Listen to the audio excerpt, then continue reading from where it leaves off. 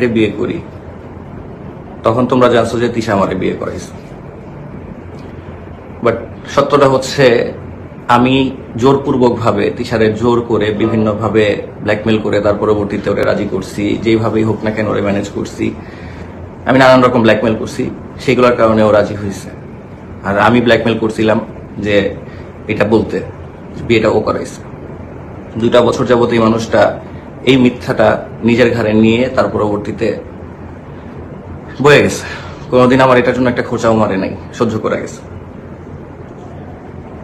আবার এরকম situation, divorce হয়ে গেল, এর পরবর্তীতে আবার চরমভাবে যা কিছু করণীয় সবকিছু করে নিয়া যেভাবে বোঝানো দরকার সেইভাবে বুঝায় নিয়া ঝগড়াঝাটি নানান রকম ব্যাপার হওয়ার পরবর্তীতে ইতিসারে আবারও কষ্ট দিয়ে নিয়ে আবারও আমি বিয়ের জন্য রাজি করাই বলতে রাজি তো আর হয় না, জোরপূর্বক ভাবে বলাই যে হ্যাঁ আমি বিয়ে করতেছি, এটাতে তুমি একমত হইতেই হবে, তার জন্য যা করতে হবে আমি করব।